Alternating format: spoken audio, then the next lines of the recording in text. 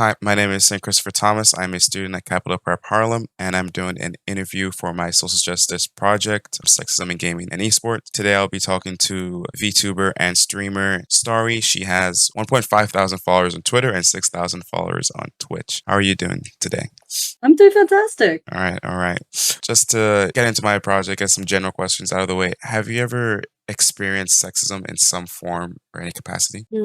Definitely. In daily life as well. Daily life, online. It's hard to get away from that, really. Do you feel that it becomes harder to escape from sexism, especially when you're trying to like get an escape through playing these kind like playing video games? Definitely.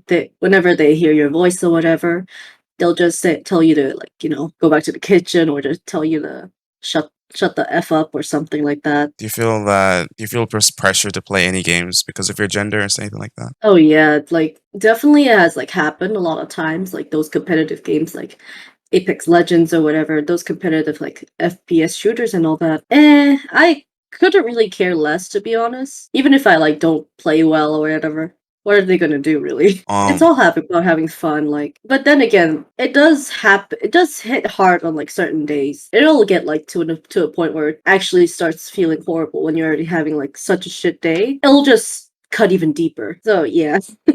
so just to add on to that, normally you would just like be able to like bat it off or just ignore it. Would you feel like Yeah. it just like affects you more deeply? Like you're just like riled up, you just don't want to play the game anymore? Very much. It ruins the experience for me, really. I just came onto this game just to have a good time, dude. Just wanted to release more stress, but instead, I just got more stress instead because I have to be worried about encountering people like this every single time I get on or play with public lobbies and all that. As someone who streams with a V2 and a model, do you feel that your model has to look a certain type of way for you to be successful? No, I only want, if anything, for example, my model, obviously, as you can see, they have some pretty big bazonkers.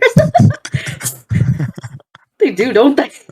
But yeah, it is purely just by choice. It's not to attract anything whatsoever. It's just because I really just want to look like this. It should be purely your choice instead. Looks don't really define, visuals are important. Yeah, I know that, but you don't need a very good look, a very sexy model just to get people to come over. You've been on the internet for how long would you say? Like, Most of my over half of my life, really. yeah. Do you feel that you've been active like someone who's like you've been like underage on the internet for like a while? Do you feel as a female that is impacted? You feel the impact of sexism more? At times, yeah, but it wasn't as much back then because I hadn't really opened up because yeah, I understand what it would be like on the internet as well, so I didn't really want to risk it that much. That's like the rate going back into like risking it and stuff like that. Is that why you felt like? Because I remember there was a time where we were talking about you just didn't feel like confidence, like showing your face and stuff like that. Now you do feel more confident because I've seen you like stream with like your face cam on randomly. Yeah, that yeah, because having a community does help. They cheer you on and all that. Back then, I had no one. I barely had anybody, so I didn't really feel as confident back then. But yeah, now I'll take more risk and all that. I'll open up more. Do you feel that building a community is just key to like building a safe space from like sexism and all of that kind of negative? Yes, even though there will be some bad apples here and there, but if you moderate and keep things in check, then yes, you'll definitely have a nice little safe space for everyone to have fun in. As an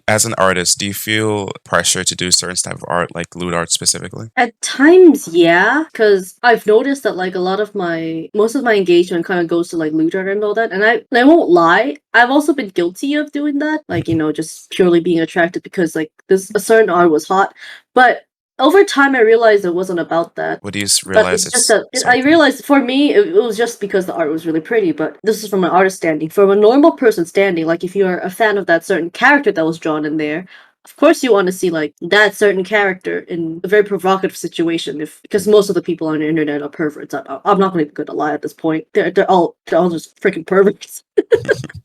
Do you do you feel that like the internet being like full of perverts, it's like hard as like a female to really just like voice yourself in a sense? Yeah, because I've had lots of instances. It's even hard to find genuine friends really because most of the times I'd have men say that they quote unquote love me and want to date me and all that, and then in reality they just want to they're just looking for a fling, they just want to see pictures of you and all that. It's disgusting. Is there anything you'd like to ask me at this section of the interview? Sorry. I'm curious. I am curious after all. Even though, how do I say this? I just hope that like this doesn't happen anymore. Indeed, it gets tiring. Lots of people are much more open, but there's still some guys that still do the they think that they're hot. because they're a guy. It's because they have a thing in their pants that they deserve more respect than like a freaking woman. That, infuriates me. That's the whole reason why I'm trying to like do this project and just create a whole like awareness, trying to make sure people are seeing this, like doing Yeah. these videos, doing these interviews to make sure more people are aware, people see this. Like people are being affected. It affects everyone differently, not everyone's affected the same. And just not to ignore these situations that they do exist. It's just really weird to see it happen sometimes. But It's not only weird, it's uncomfortable, it's awkward, it's disgusting.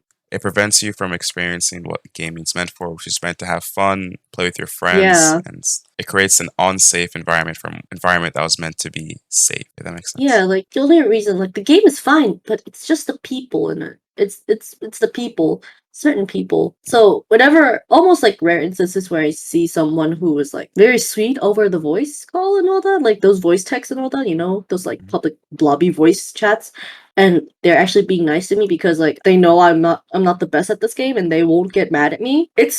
It's genuinely the best feeling ever, and people like that are like not that easy to come by, and that's really saying something, really. But I really do appreciate you taking the time out of your day and or night, Starry. I really do You're appreciate this, welcome. and Thank you again for inviting me to this. It's really, really informative. I hope you all Mm-mm. enjoyed, and I hope you enjoy. I hope you keep on seeing the rest of my interviews and watch all of them. Thank you, and have a good day.